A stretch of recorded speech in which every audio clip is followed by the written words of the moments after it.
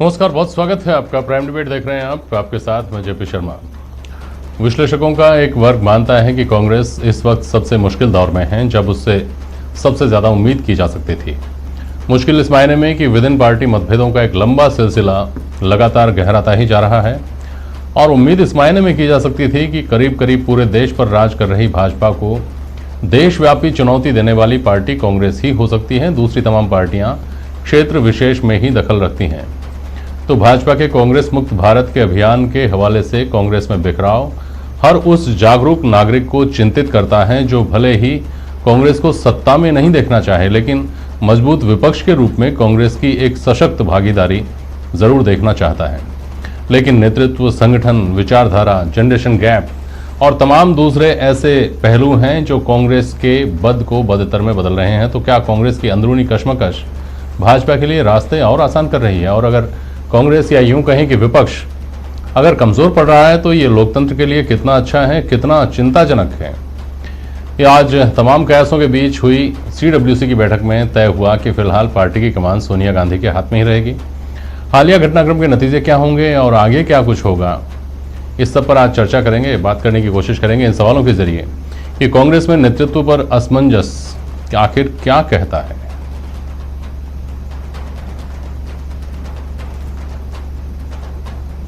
क्या यह कहना सही है कि गांधी परिवार के बिना कांग्रेस बिखर जाएगी?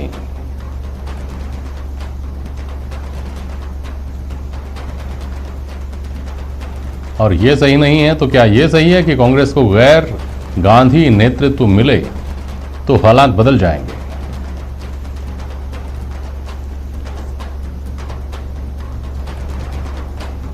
हमारे साथ प्राइम डिबेट में आज कांग्रेस विचारक डॉक्टर वरुण पुरोहित साहब हैं। भारतीय जनता पार्टी से हमारे साथ पंकज जोशी जी हैं। वरिष्ठ पत्रकार ओम सैनी साहब हैं, जिन्होंने कई दशक से राजनीति देखी है। और SP मित्तल साहब, वरिष्ठ पत्रकार और ब्लॉगर, हमारे साथ जुड़े हुए हैं। बहुत स्वागत है आप सभी का। वरुण जी, सबसे पहले तो स्वाभाविक रूप से आप ही के पास आऊँगा। आज आप जैसा व्यक्ति जो भले ही औपचारिक रूप से कांग्रेस के किसी पद पर नहीं है, पार्टी के किसी पद पर नहीं है, लेकिन जो स्वयं को ऐसे व्यक्ति के तौर पर प्रस्तुत करता है जो बहस मुबाहिसों में आकर कांग्रेस का पक्ष रखे, तो आपका कंसर्न समझा जा सकता है। और आपके जैसे जो लाखों लोग हिंदुस्तान में होंगे, उनको आज क्या महसूस हो रहा होगा जब वो देखते हैं कि जिस पार्टी की वो पैरवी करते हैं, जिस पार्टी के पैरोकार बनते हैं, उस पार्टी के अंदर लोग कहते हैं कि सब कुछ ठीक ठाक नहीं है। जेपी जी, आज की तारीख में कोई पद पे, संगठन पे नहीं हूँ, लेकिन 12-12 साल यूथ कांग्रेस, किसान कांग्रेस, कई पदों पे मैं रहा हूँ जी। मैंने कांग्रेस को बहुत नज़दीक से देखा है, बचपन से देखा है, राजीव गांधी के ज़माने से देखना मैंने शुरू किया था। कांग्रेस पार्टी आज जितना एक षड्यंत्र, एक माफिया होता है ना, जैसे प्रोपेगेंडा का, वो एक डेवलप हो चुका है। उनको पता है गांधी परिवार और कांग्रेस पे अटैक करेंगे तो ही हम सत्ता में रह सकते हैं, लेकिन उसमें सक्सेसफुल नहीं हो रहे। आप ही देखिए, पिछले 1.5-2 साल में कांग्रेस पार्टी, मैंने पिछली डिबेट्स में भी कहा, 2 साल पहले जो नक्शे छपते थे अखबारों में, 20-22 स्टेट्स में ऑरेंज कलर हो गया, ये भगवा कलर हो गया। आप देखिए पिछले 1.5-2 सालों में कांग्रेस का हर स्टेट में कमबैक करा है। कांग्रेस ने बहुत जबरदस्त कमबैक किया है। वो बात अलग है कि षड्यंत्र रच रच के सरकारें कोई मायने नहीं रखती है। कांग्रेस की सीट्स, कांग्रेस का जो कमबैक स्टेट्स में हुआ है वो गजब का हुआ है, और कोई लीडरशिप संकट नहीं है। आज CWC की बैठक को ऐसा हुआ बनाया प्रोपेगेंडा करने वालों ने। हर महीने हो रही है CWC की।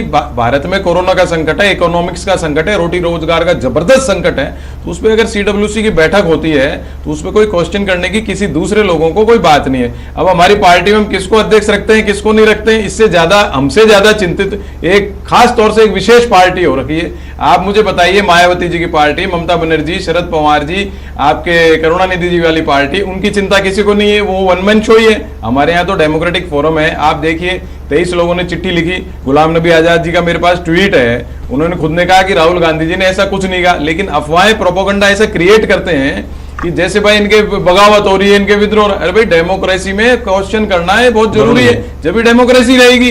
मैं तो खुद आपके सामने पत्र लिखता रहता हूँ, पेपर में पब्लिश करता रहता हूँ, तो वो चीज ये थोड़ी हम पार्टी के अंदर कोई क्वेश्चन उठाते हैं तो ये हमारी पार्टी है, डेमोक्रेसी है। अब गांधी परिवार भाई, इनको क्या प्रॉब्लम है किसी लोगों को कि हम हमारी पार्टी का अध्यक्ष किसको रखें? हमने कभी नहीं कहा आप नड्डा जी को बनाओ, श्री चड्डा जी को बनाओ पार्टी का अध्यक्ष। हम तो इंटरफेयर नहीं करते दूसरी पार्टी में, लेकिन इनको क्या है, आप मेरा इशारा समझ नहीं, आप उनके ऊपर तो फालतू ही जा रहे हैं वरुण जी। आज वहां की बात हो ही नहीं रही। नहीं, प्रोपेगेंडा पे जा रहा हूँ। ये प्रोपेगेंडाइज्म जो है मैं बचपन से देखता हूँ। ये प्रोपेगेंडा हो सकता है, ये हो सकता है कि आंच हो और उसको ये हवा दे करके बड़ी आग में बदल दें, वो अलग बात है, लेकिन आंच तो थी। देखिए, नहीं तो क्यों कपिल सिब्बल ने ट्वीट किया और फिर क्यों डिलीट किया? क्यों गुलाम नबी आजाद को सफाई देनी पड़ी कि ऐसा कुछ नहीं हुआ था? क्या चिट्ठी नहीं लिखी गई थी? नहीं, क्या चिट्ठी नहीं लिखी गई थी? और क्या राहुल गांधी ने नाराजगी चिट्ठी लिखी? और राहुल गांधी ने नाराजगी व्यक्त की तो ट्वीट हुए, और ट्वीट बाद में डिलीट हुए। आपस में बात समझ में आ गई। तो डेमोक्रेसी होती है लोकसभा में, डेमोक्रेसी आप कहिए, थोड़ी बोलते हैं डेमोक्रेसी आप कहिए, ये अच्छी बात है कि आपकी पार्टी में इंटरनल डेमोक्रेसी है, लेकिन आप ये कहें कि कहीं कुछ हुआ ही नहीं और जबरदस्ती प्रोपेगेट कर दिया गया इतना बड़ा, तो ये बात समझ में आने वाली नहीं है। ये करते हैं कि भाई इनकी पार्टी में डिफरेंसेस हैं, डेमोक्रेसी और डिफरेंसेस में फर्क होता है। नहीं, डिफरेंसेस तो डिफरेंस ऑफ ओपिनियन हो सकता है, लेकिन पार्टी छोड़ के थोड़ी कोई भाग रहा है, पार्टी से अलग जा रहा है। डेमोक्रेसी किसको कहते हैं आप? ये तो कहते हैं विचार हो सकते हैं और हर व्यक्ति के विचारों का सम्मान होना चाहिए, वही हमारी और पार्टी सामूहिक विचार जो हों, जिस विचार के पक्ष में सबसे ज्यादा लोग हों, वो विचार सर्वमान्य है। ये डेमोक्रेसी होती है। वही सीडब्ल्यूसी में हुआ है। सोनिया जी को इंटरिम अध्यक्ष बना के रखा है, पार्टी के चुनाव, ऑर्गेनाइजेशन, इलेक्शन होंगे अगले 2-4 महीने में, नया अध्यक्ष चुन के आएगा। इसमें कोई प्रॉब्लम की बात ही नहीं होनी चाहिए किसी को। नहीं, किसी को प्रॉब्लम होने जैसा तब आप सबसे बड़ी बात मैं आपका शुक्रिया अदा करूंगा, आज पूरे देश को कांग्रेस पार्टी की जो चिंता हो रही है, उसके जो प्रति अट्रैक्शन है, ये हमारे लिए सबसे बड़ी जीत की बात है कि कांग्रेस को किसी प्रकार से वीक भारत की जनता देखना नहीं चाहती। अच्छा, ओम सैनी जी, मोटे तौर पर आज जो घटनाक्रम हुआ तो ठीक है, चलिए, पार्टी का एक मामला था, खबरें सुर्खियों में आ गई और उसके बाद में आपस में समझाइश जो हो रही होगी वो हो गई होगी, लेकिन एक बात ये साफ तौर पर समझ में आती है कि एक तो विचारधारा का द्वंद्व कांग्रेस में बहुत गहराया हुआ है, और दूसरा गांधी परिवार को लेकर जो अब तक एक तरफा विचार थे वो कम से कम भले ही वरुण पुरोहित और इनके जैसे शुभचिंतक माने ना माने, लेकिन प्रियंका गांधी के ये कह देने के बाद कि गैर गांधी भी कांग्रेस का अध्यक्ष हो सकता है, मैं उसके आदेश मानूंगी, और राहुल गांधी के रिलेक्टेंस दिखाते रहने के बाद ये भी एक प्रासंगिक सवाल हो गया है कि क्या कांग्रेस का नेतृत्व गांधी परिवार से बाहर जा सकता है, जाना चाहिए, नहीं जाना चाहिए, क्या बेहतर होगा? ओम सैनी साहब, देखिए, कांग्रेस का नेतृत्व हमेशा गांधी परिवार ने नहीं किया। श्रीमती गांधी के आने से पहले कामराज नाडार कांग्रेस के अध्यक्ष हुआ करते थे। वो जो सारा सिंडिकेट इंडिकेट वाला जो सारा सिलसिला बना, और मोरारजी भाई जिन्होंने चुनौती दी कि साहब आप किसी को सीधे सीधे प्रधानमंत्री कैसे बना सकते हैं, मैं खड़ा होता हूँ और फिर मिसेस गांधी से पराजित हुई, वो सारा सिलसिला रहा। तो कांग्रेस में गैर गांधी भी रहे हैं, और पंडित नेहरू के ज़माने में ढेबर कांग्रेस के अध्यक्ष रहे। ये अलग बात है कि पंडित नेहरू का अपना दबदबा इस तरह का था कि उनका प्राइम मिनिस्टर की हैसियत से संस्थागत इतने पावरफुल थे कि उनका सम्मान सारे लोग करते थे और सारा पूरा कांग्रेस करते। तो ऐसा कुछ नहीं है, लेकिन अभी जो चर्चा हुई उसमें सबसे महत्वपूर्ण बात यह है कि कांग्रेस का जो केंद्रीय ऑफिस है वो अपने आप में बिल्कुल ही ऐसा लगा कि जैसे सो गए हैं वो लोग, और वर्चुअल कॉन्फ्रेंस कर रहे हैं, और उसको हम एक एक हर्फ जो है भाग सुन रहे हैं कि क्या हो रहा है, सिब्बल के बारे में क्या कहा जा रहा है, और किसी गुलाम नबी के बारे में क्या कहा जा रहा है, क्या रिएक्शन आ रहा है। तो पहले तो सबसे पहले मेरा ख्याल है कि AICC के उन लोगों को ये सब बातें गौर करनी चाहिए। फिर इसको जो हम लोग इंतजार करते थे कि जब ये मीटिंग खत्म हो जाएगी तो पता लगेगा कि अंदर क्या हुआ, हमें इंतजार ही नहीं करना पड़ा और हमें हर बाई हर सब कुछ सुनाई देता रहा। उसका नतीजा ये हुआ कि जवाब देना मुश्किल हो गया। जो ट्वीट किए, सिब्बल साहब ने क्या ट्वीट किया और फिर गुलाम नबी साहब ने क्या सफाई दी, ये सारी बातें, क्योंकि देखिए इनके जो वर्तमान नेता हैं राहुल जी, वो जिस तरीके से अपना गुस्सा रोष दबा नहीं पाते, और मनमोहन सिंह जी का कागज फाड़ सकते हैं, तो वो ये भी कह सकते हैं कि सीधे सीधे भारतीय जनता पार्टी को लांछित कर सकते हैं कि ये उनके साथ में मिल गए। जबकि मुझे लगता है कि वो सारी चिट्ठी, सिर्फ ये चिट्ठी इस वक्त साया नहीं होनी चाहिए थी, बाकी पहले लिखी हुई है और उसमें जो बातें हैं वो तो कांग्रेस के मतलब की हैं। कहाँ कांग्रेस की खिलाफत में कुछ कहा गया? तो इस तरीके का डेमोक्रेटिक ऑर्गेनाइजेशन जैसा कांग्रेस रहा, उसमें आलोचकों का सम्मान होता रहा। पंडित नेहरू के वक्त में होता रहा, श्रीमती गांधी के वक्त में होता रहा, राजीव गांधी के वक्त में होता रहा। अब ये जो नई पीढ़ी है जिसको कि राहुल जी और प्रियंका जी संभालने की स्थिति की बात कर रहे हैं, लेकिन उनमें जैसी विनम्रता होनी चाहिए, जैसी बर्दाश्त होनी चाहिए, वो ऐसा लगता है कि पब्लिकली वो ऐसा जेस्चर दे देते हैं कि जिसकी वजह से ऐसा लगता है कांग्रेस ने अपना वो खो दिया। लेकिन ये भी सच है जो शहादत इस परिवार ने दी है इसका कोई मुकाबला नहीं है, और इसको कांग्रेस लगातार साथ में रखना चाहती है, जिससे कि वो आम जन तक पहुंचा सके कि शहादत वाला सिलसिला है। बाकी दलों में ऐसा कोई है ही नहीं जिनके परिवार इस तरीके से बलिदान जिनका हुआ हो, जिनकी शहादत बनी हो। तो ऐसी स्थिति में ये मेरा ख्याल है कि CWC की ये मजबूरी है और कांग्रेस के बाकी नेताओं की मजबूरी है कि गांधी परिवार को इस तरीके से छोड़कर आगे बढ़ने की बात सोच नहीं सकते, और वही दिक्कत है क्योंकि और गांधी परिवार से जैसी अपेक्षा चाहते हैं कि वो विनम्र हों, अपने शब्दों का चयन सोच समझ कर करें। मुझे लगता है कि राहुल जी तो बार बार चूक करते हैं, उसका नतीजा पूरी कांग्रेस पार्टी को भुगतना पड़ता है। ठीक बात है। ओम सैनी साहब, विश्लेषकों का जो तबका ये कहता है कि गांधी परिवार अब कांग्रेस पर एक लायबिलिटी बन गया है। बार बार कांग्रेस को इस बात के लिए घेरा जाता है, हर छोटे से चुनाव में, हर बड़े चुनाव में, हर उस घटना में जहां पर राजनीति उभरती है उसमें ये बात ज़रूर आ जाती है घूम फिर करके कि कांग्रेस तो एक परिवार की बपोती है जिसका नाम है गांधी परिवार। ठीक है, ये एक लायबिलिटी हो सकती है, लेकिन ये भी माना जाना चाहिए कि कांग्रेस के लिए गांधी परिवार ही एक असेट भी है। आज अगर हम कल्पना करें कि गांधी परिवार से बाहर के किसी व्यक्ति को कांग्रेस का अध्यक्ष बना दिया जाए तो ये मानना बहुत मुश्किल हो जाता है कि उसको अरुणाचल से पोरबंदर तक और केरल से कश्मीर तक उस व्यक्ति की स्वीकार्यता हो जाएगी। गांधी परिवार नाम का एक ऐसा कैप है जो कम से कम बुरी स्थिति में कांग्रेस आज है, लेकिन उस कांग्रेस को एकजुट करके तो बैठा हुआ है। देखिए, कांग्रेस गांधी परिवार के नाम से नहीं पहचानी जाती। कांग्रेस पहचानी जाती है कि समन्वयवादी पार्टी है, जिसमें सारी जातियां, सारे संप्रदाय, पूरा देश, सारे जितने लोग हैं उनमें उसकी आस्था है। यह अलग बात है कांग्रेस में जिस तरीके से गांधी परिवार ने अपनी शहादत दी है तो वो उसको रिप्रेजेंट करते हैं, इसलिए बार बार ये, और साथ साथ में जो लोग जुड़ने वाले हैं, जो नेता हैं, वो उसको साथ में रख करके चलना चाहते हैं, इसलिए सारा सिलसिला है। अन्यथा कांग्रेस ऐसी पार्टी है जिसमें कि सब सारे समाजों को, सारे संप्रदायों को जगह मिलती है। भारतीय जनता पार्टी या वामपंथी पार्टियों में सब सिलसिला नहीं है। वो एक वर्ग संघर्ष की राजनीति करती है, दूसरी मेजोरिटेरियन राजनीति करती है। तो एक ऐसी पार्टी चाहिए जो सारे ही संप्रदायों को, सारी जातियों को, सारे समाजों को, सारे संघीय समूह को साथ में लेकर के चले, इसलिए कांग्रेस पहचानी जाती है। और ये जो चर्चा हुई आज ना, तो इसलिए हुई कि लोग इस तरह की चर्चा कर नहीं सके, और वो सारा उस चिट्ठी पर ही चर्चा करते रहे और राहुल जी को बना या सोनिया जी को रखें, इस पर सारा घुल मिल गया। वरना तो कांग्रेस का अपना एक स्वभाव है जो भारतीय समाज को बड़ा सूट करता है। और ऐसे वक्त में जबकि ये सारा सीन देखने को मिल रहा है, लोगों के रोजगार चला गया, लोगों के साथ में सारे संस्थागत जो गिरावट आई है, जो इंस्टीट्यूशंस कमजोर हो रहे हैं, ये सब लोग समझ रहे हैं, बयान ना कर सके हों, लेकिन वो मौके की तलाश में कुछ कर सके। विचारधारा के ऊपर मैं ISP मित्तल साहब से भी बात करता हूँ। मित्तल साहब, कांग्रेस को लेकर के और कांग्रेस की विचारधारा को लेकर खासतौर पर कहा तो ये जाता है कि कांग्रेस दरअसल स्वयं एक विचार थी। कांग्रेस एक विचार का नाम था जिसको बाद में पार्टी के रूप में उतारा गया ज़मीन पर। लेकिन समय के साथ ये कहा जाता है कि कांग्रेस नाम का विचार था वो तो कहीं पीछे छूट गया, और कांग्रेस की विचारधारा क्या है इसको लेकर पार्टी खुद ही भ्रम में है। कैसे कि 2014 के चुनाव के बाद में एंटनी कमेटी बनाई गई जिसने ये कहा कि अपीसमेंट बहुत ज़्यादा हो गया माइनॉरिटी का, तो कांग्रेस ने इसका डैमेज कंट्रोल कैसे किया कि फिर कैलाश मानसरोवर आ गए, फिर पुष्कर आ गया, फिर गुजरात के मंदिर आ गए, फिर बहुत सारी चीज़ें आ गई, और फिर चुनाव खत्म हुए तो उनमें से कुछ भी नहीं। फिर CAA, NRC और 370 को लेकर वही पुराना परंपरागत जो स्टैंड था वो स्टैंड सामने आ गया। तो भाजपा के साथ ये सहूलियत है कि उसे अगर कोई दक्षिणपंथी पार्टी कहता है तो बुरा नहीं लगता। अगर मायावती को कोई कहता है कि आप दलितों की राजनीति करती हैं तो उनको बुरा नहीं लगता।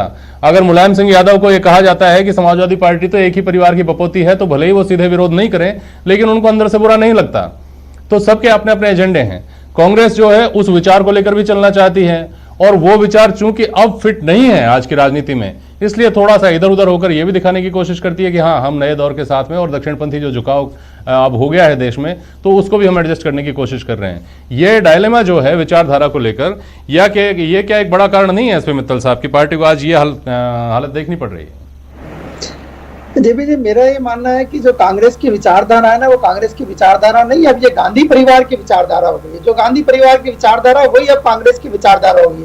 आज मैं जो राहुल गांधी जी ने जो वर्किंग कमेटी में जो बात कही, मैं उस मुद्दे पे नहीं जा रहा कि उन्होंने ये कहा कि ये भाजपा की मिली भगत हो सकती है जिन 23 लोगों ने पत्र लिखा है। मैं उस मुद्दे पे नहीं जा रहा क्योंकि वो उन्होंने इस बात को मना कर दिया कि ऐसा कोई नहीं कहा गया। लेकिन राहुल गांधी ने दो बात बहुत महत्वपूर्ण कही गई जिससे कांग्रेस की पूरी स्थिति को समझा जा सकता है। राहुल गांधी ने कहा कि ये जो 23 लोगों ने ये पत्र लिखा तब लिखा जब उनकी माताजी सोनिया गांधी अस्पताल में भर्ती थी, और ये पत्र तब लिखा जब राजस्थान और मध्य प्रदेश के अंदर राजनीतिक संकट हो रहा था और हम उस संकट के समाधान में लगे हुए थे।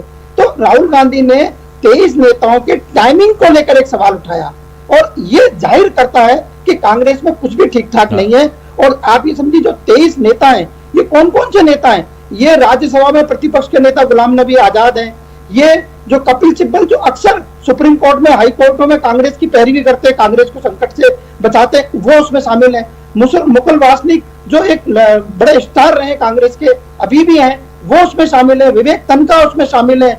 मनीष तिवारी इसमें शामिल है जो लोकसभा के सांसद है मौजूदा समय में।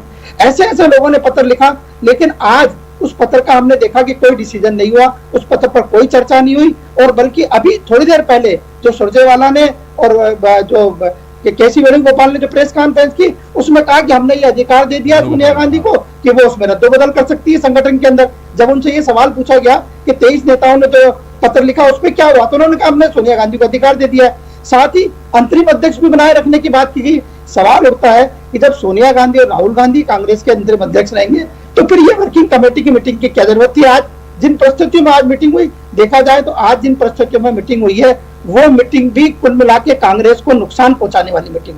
जिस उद्देश्य को लेकर मीटिंग हुई, वो उद्देश्य पूरा नहीं हो सका। रहा सवाल ये 23 नेताओं का, एक बात और है कि ये 23 नेता आखिर में कौन से हैं? ये 23 नेता गुलाम नबी आजाद, जिनका राज्यसभा से कार्यकाल पूरा होना है और वो राज्यसभा में प्रतिपक्ष के नेता हैं। कहा जा रहा है कि उनको कांग्रेस नेता प्रतिपक्ष के नेता पद से हटाएगी और मल्लिकार्जुन खड़गे जो राज्यसभा में पहुंच गए हैं, उनको प्रतिपक्ष का नेता बनाएगी। मनीष तिवारी के लिए कहा जा रहा है कि वो लोकसभा में प्रतिपक्ष के नेता बनना चाहते थे, लेकिन कांग्रेस नेतृत्व ने अधीर रंजन चौधरी को उसका नेता बना दिया। इसी प्रकार कपिल सिब्बल के लिए, विवेक तनखा के लिए कहा जा रहा है कि इनका राज्यसभा का कार्यकाल पूरा हो रहा है। तो कुल मिला के कांग्रेस में मेरा ये मानना है जेपी जी, कि अभी कुछ भी ना के ठीक नहीं।